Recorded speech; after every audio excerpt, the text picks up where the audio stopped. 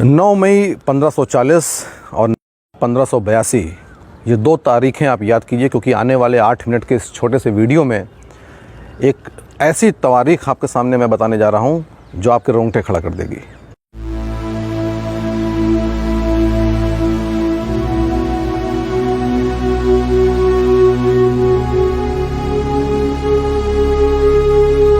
नमस्कार, मैं आलोक पांडे। 9 मई 1540 के दिन यानी आज ही के दिन लगभग 480 साल पहले महाराणा प्रताप का जन्म हुआ था कुंभलगढ़ में। और महाराणा प्रताप की जब हम बात करते हैं तो सबसे महत्वपूर्ण घटना उनके जीवन की जो हर बच्चे को यहाँ पे मालूम है वो है हल्दी घाटी का युद्ध। हल्दी घाटी का युद्ध हुआ ही ऐसा था कि वो अपने इतिहास की पुस्तकों से कहीं जा नहीं सकता, भारतीयों की मानसिक प्रेरणा से कहीं जा नहीं सकता। लेकिन वास्तव में राणा को जो महाराणा बनाया है वो हल्दी घाटी का युद्ध नहीं, हल्दी घाटी के युद्ध के बाद का उनका 20 साल का वो संघर्ष है जो उनके शौर्य, उनके धैर्य, उनके डिटर्मिनेशन को, उनके करेज को, उनके बलिदान को हमारे सामने प्रस्तुत करता है। और आज भारतीय युवाओं के सामने जो एक हीन भावना की, और पर्टिकुलरली हिंदू युवाओं के सामने जो एक हीन भावना की स्थिति पैदा हो रही है, उसको दूर करने के लिए राणा के इस इतिहास को जानना बहुत ज़रूरी है। मित्रों, हम जानते हैं कि जब अकबर गद्दी पर बैठा तो उसके पश्चात उसने लगभग उत्तर भारत के पूरे क्षेत्र को अपने अधिकार में ले लिया था। लेकिन राजपूताना में सिसोदिया वंश एक ऐसा वंश था जो उस वक्त राणा प्रताप के अधीन था, जिसको वो जीत नहीं पा रहा था। और ये उसके लिए बहुत ज़रूरी था क्योंकि गुजरात का जो भी व्यापार था वो उसी क्षेत्र से होकर के करना पड़ता था। और एक दूसरा यानी स्ट्रेटेजिक पॉइंट ऑफ व्यू से भी ये इसलिए महत्वपूर्ण था क्योंकि सारी राजपूत सेना उसके सामने घुटने टेक चुकी थी सिवाय सिसोदिया वंश के। और जब तक वो उनके अधीन नहीं आता था तब तक पूरे राजपूताना की, पूरे हिंद की जो एक सुजरेनिटी है, सॉवरेनिटी है, वो उसके पास नहीं आ सकती थी। इसके लिए 1576 में हल्दी घाटी का बहुत ही प्रसिद्ध युद्ध हुआ जिसमें महाराणा प्रताप के पास मात्र 5000 की फोर्सेस और सामने जो मुगल फोर्सेस थी वो लगभग 30,000 की थी। लेकिन उसके पश्चात भी ये युद्ध इतना भयानक हुआ था कि 5 से 6 घंटे चलने वाले इस युद्ध में कई मुगल सैनिक मारे गए। राणा प्रताप को पीछे हटना पड़ा। चेतक का शौर्य हम इसमें देखते हैं जिसमें वो उनको सुरक्षित स्थान पर लेके जाता है, अपने प्राणों की आहुति दे देता है। लेकिन इसके पश्चात भी मुगल फोर्सेस को डिसीजिव विक्ट्री जो कहलाती है वो नहीं मिल पाई थी। महाराणा प्रताप कुंभलगढ़ और उदयपुर के क्षेत्र में चले गए थे और ये इतनी भयानक लड़ाई थी कि मान सिंह और बाकी मुगल फोर्सेस राणा प्रताप के पीछे उनको पकड़ने के लिए जा भी नहीं सकी, क्योंकि उनको मालूम था कि ये कहीं छुपे होंगे और फिर से अटैक करेंगे, हम बुरी तरीके से हमको हर्ट होगा। इसलिए मान सिंह वापस चले जाते हैं।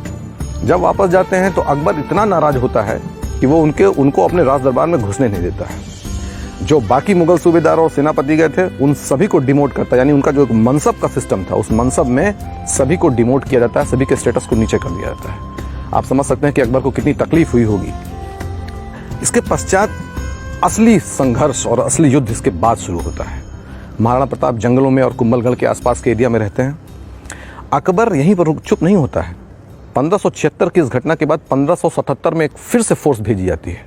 ये फोर्स शाहबाज हुसैन, सैयद कासिम, सैयद हाशिम और मान सिंह तो थे ही, लगभग 30,000 की फोर्स फिर से राणा प्रताप के लिए जाती है।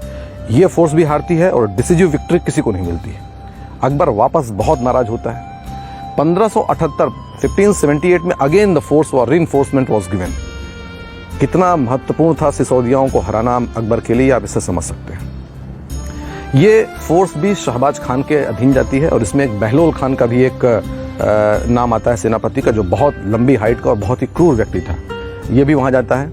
राणा प्रताप इसमें भी नहीं हारते हैं और दोनों में से किसी को भी निर्णायक विजय प्राप्त नहीं होती है। इसके बाद 1579 में फिर से ये सेनाएं जाती हैं शहबाज खान, बहलोल खान और मान सिंह के नेतृत्व में।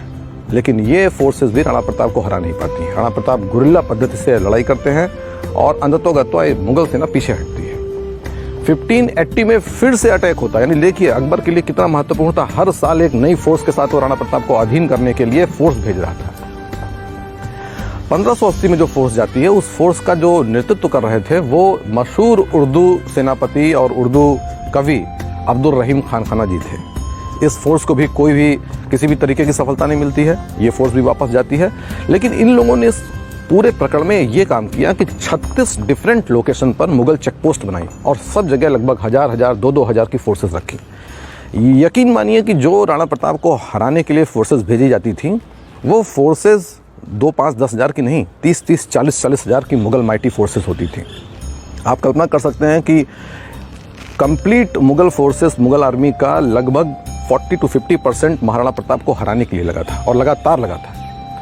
1581 में 1 साल राणा प्रताप को समय मिलता है, क्योंकि उस साल कोई भी उनके ऊपर अटैक नहीं होता है। और ये वही समय था जब भामा शाह जैसा एक नगर सेठ उनके पास आता है। और कहावत इस तरीके की, मैं हल्दी घाटी भी गया हूँ, देवार भी गया हूँ, अन्य क्षेत्रों में भी गया हूँ, चावंड भी गया हूँ। कहावत वहाँ की ऐसी है और वहाँ के लोकल लोगों का कहना ये है कि ये इतने पैसे दिए गए थे कि 12 साल तक 25,000 की फोर्स बिना किसी दूसरे डोनेशन के ऊपर रह सकती थी और कायदे से मेंटेन किया सकती थी। भामा शाह का नाम इसीलिए अमर है और राजस्थान की सरकार में और बाकी अन्य सरकारों में कई योजनाएं उनके नाम पे चलती हैं। 1581 के बाद 1582, 16 सितंबर 1582 का दिन आता है। उदयपुर से अजमेर के बीच में एक घाटी है जिसका नाम है देवार, और ये देवार ही राणा प्रताप चुनते हैं, अपनी एक फोर्स बनाते हैं और इस फोर्स में भील, कोल और राजपूत का एक सम्मिलित संगठन बनता है। ये विजयादशमी का दिन था। महाराणा को ये यकीन था कि आज के दिन हमको आर या पार की लड़ाई लड़नी है। लगभग 50,000 की फोर्स सामने, 10-1,000 की फोर्स जिसमें भील, तीर, कमठे लेकर के अपना युद्ध कर रहे थे। विजयादशमी के दिन जब पूरा भारत, तत्कालीन भारत, दिए जला करके भगवान राम के अयोध्या में आने की पवित्र अवसर को सेलिब्रेट कर रहा था, उस समय महाराणा प्रताप अपने फोर्सेस के साथ अटैक करते हैं। ये वही इंपॉर्टेंट युद्ध है जिस युद्ध में बहलोल खान को राणा प्रताप ने तलवार के एक वार से 2 फाड़ कर दिए थे। और 1582 में विजयादशमी के अवसर पर 1971 के बांग्लादेश वार में जो 90,000 सैनिक भारत के सामने बांग्लादेश में सरेंडर करते हैं, उसके बाद नंबर 2 का इन known history of India biggest surrender होता है। 36,000 मुगल आर्मी के सिपाही महाराणा प्रताप के सामने सरेंडर करते हैं। ये पूरे दिन चलने वाला ऐसा भयानक युद्ध था जिसमें डिसिसिव हार होती है मुगल आर्मी की, और चित्तौड़ को छोड़कर, केवल चित्तौड़ के किले और उसके आसपास के एरिया को छोड़ करके कंप्लीट मेवाड़ महाराणा प्रताप के अधीनता में आ जाता है। जो उन्होंने शपथ खाई थी कि मैं उदयपुर के या किसी भी महल में जाकर के रहूंगा नहीं, मैं कभी भी पलंग पर नहीं सोऊंगा जब तक मुझे ये डिसिसिव विक्ट्री नहीं मिल जाती। ये विक्ट्री लगभग इनकी, ये जो उन्होंने प्रतिज्ञा ली थी, ये प्रतिज्ञा लगभग पूरी होती है और महाराणा बनने का जो उनका सफर है वहाँ खत्म होता है। ये इतनी डिसिसिव हार थी कि इसके पश्चात अकबर को 1584 में वापस आना पड़ा। 6 महीने तक उसने वहाँ कैंप किया, उसके बावजूद महाराणा प्रताप को नहीं हरा पाया और वापस आगरा चला गया। लेकिन ये जो बैटल ऑफ देवार है, ये दीवार इंडियन हिस्ट्री में आपको कहीं नहीं मिलेगी, या इसका उल्लेख भी किया जाएगा तो केवल 1 लाइन या 2 लाइन में किया जाएगा। मैं खुद IAS की तैयारी करते समय हिस्ट्री को एज ऑप्शनल मैंने पढ़ाई की है, बहुत पढ़ाई की है, 6-7 साल पढ़ाई की है और बहुत किताबें पढ़ी हैं। लेकिन जो बैटल ऑफ दीवार है, ये बैटल ऑफ दिवेर हमको कहीं भी दिखाई नहीं पड़ती, या दिखाई भी पड़ती तो 1-2 लाइन में। भारतीय युवाओं, विशेष रूप से हिंदू युवाओं में जो हीन भावना की भावना है और वो इन्फीरियरिटी कॉम्प्लेक्स से अपनी नज़रें नीचे करके चलते हैं, उनके लिए जानना बहुत ज़रूरी है। मैं पूरी एक सीरीज़ लेके आऊँगा जो untold, unsung important battles of India हैं, जिसमें भारतीय राजाओं ने बहुत ही दम के साथ, भारतीय रानियों ने बहुत ही साहस के साथ ये युद्ध लड़े हैं और जीते हैं। इनको आपको बताने के लिए इस बैटल ऑफ दिवेर का ना तो कोई उपन्यास बना है, ना कोई बॉलीवुड की मूवी बनी है, ना हिस्ट्री की बुक्स में उनको वो सूटेबल प्लेस मिला है जो उसको मिलना चाहिए था। चावंड अगर आज आप जाएंगे, हल्दी घाटी अगर आप जाएंगे, तो वो टूटी फूटी सड़कें और टूटे फूटे दीवार जिनमें पेड़ उगाए हैं, ये चीख चीख के कह रहे हैं कि हमारे भारतीय इतिहास में, हमारे गौरव में इनको स्थान देना चाहिए। एक और इम्पॉर्टेंट बात है कि मेवाड़ का जो राज चिन्ह है, अगर उस राज चिन्ह को आप देखें तो उसमें बीच में उगता हुआ सूरज है, एक तरफ भील और कोल है और एक तरफ क्षत्रिय समाज है। ये भी बताता है कि इंडियन हिस्ट्री में जाति के लिए कोई स्थान नहीं था। महाराणा की सेना में सारे जाति के लोग, चाहे वो तथाकथित लोअर क्लास हो, तथाकथित अपर कास्ट हो, सब साथ में मिलकर, कंधे से कंधा मिलकर के युद्ध करते थे और तब उन्होंने वो जीत हासिल की। मैं सहारनपुर में डिस्ट्रिक्ट कलेक्टर रहा हूँ। 9 मई और 14 अप्रैल, ये 2 दिन हमारे लिए पुलिस बंदोबस्त के लिए इतने क्रिटिकल डेज होते थे, क्योंकि वहाँ पर शेड्यूल्ड कास्ट और क्षत्रिय, इन दोनों के बीच में काफ़ी लड़ाई है, क्लैशेस हैं, कम्युनल कास्ट क्लैशेस हैं। इनको आज से 400 साल के पहले के इस इतिहास को देखना चाहिए, आपस में एक होकर रहना चाहिए, और जो इन बैटल्स को और जो महापुरुष हमारे हैं जिनको ये गौरव हमको गौरव देते हैं, हमको हीन भावना से ऊपर उठाते हैं, इनके बारे में भारतीय युवाओं को पढ़ना चाहिए। बहुत बहुत धन्यवाद।